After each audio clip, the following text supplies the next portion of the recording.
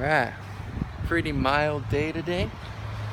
Just wanted to talk a little bit about EVs. You know how when you're watching a superhero movie, there's always that part where everything seems to be going wrong and the supervillains just have the upper hand, and you're like, how in the world are they gonna bounce back from this? Kind of seems like that's how things are in EV land right now. Like, I haven't been paying attention to stuff enough to know if they've resolved some of these things already, but about a month or two ago, it sounded like the Chevy Bolt was having some issues where if just one cell of the battery had an issue, the car just wouldn't start. That's probably a big enough thing. They probably did everything they could to remedy it as quickly as possible. But because of that, there was a recall for a little bit and it was an issue for a little bit. And that would wreck the momentum of electric vehicles for a while. And then recently, the 2018 Nissan Leaf has been having issues taking fast charging.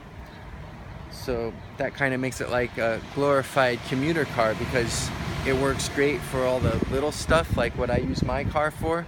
But if you ever wanted to take journeys, that extra range won't be helping you much if the charger won't charge your car up very fast, because you'll be wasting so much time. So they're probably doing everything they can to fix that. I personally think it probably has something to do with them being so stubborn about the thermal management of the batteries. Everybody's been hating that, but word on the street has it that that has to do with them trying to have that low price point.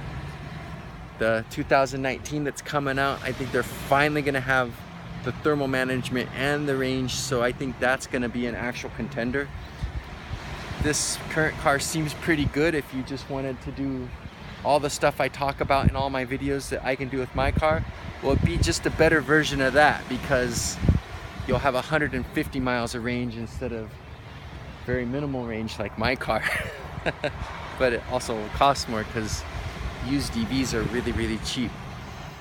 And then the biggest thing is Tesla. Tesla, of course, is kind of like the biggest shining beacon in the electric vehicle world right now, because they're just accomplishing so much, especially with the supercharger network.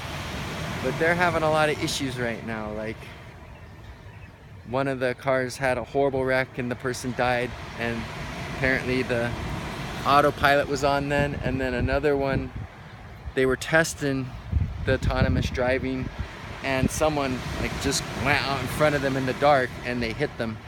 So obviously that's kind of like a three-way thing. It's the autonomous driving vehicle problem for not responding correctly, it's the emergency test driver sitting in there for not responding, and it's the person's fault for going in front of a car in the dark like an idiot. So all three of those things happen at the same time and someone's dead as a result. So both these things hit Tesla really, really bad. And then just recently, this seems like small, but the timing was just bad.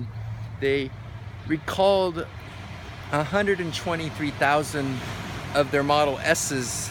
It's a voluntary recall that were made before 2016 because the power steering has a high probability of going out. And that's not a big deal, because I've had a couple cars where the power steering went out and I just enjoyed it because I'm a strong guy anyway, and it was more fun to steer and stuff. But I remember when my friends would borrow my car, they'd be like, whoa, how do you steer this thing? So I guess for normal people it could be an issue. But yeah, all that's happened at the same time. So it's kind of a low point in electric car land.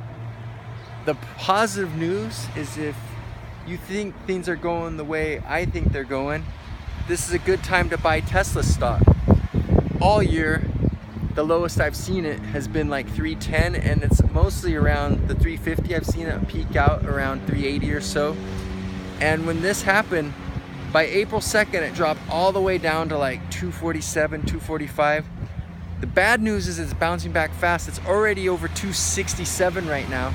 So it's already bounced up like $20, which that's kind of a big jump. You just lost a little bit of gain. but it's still a good time to buy if you want to like add a little Tesla stock to your portfolio.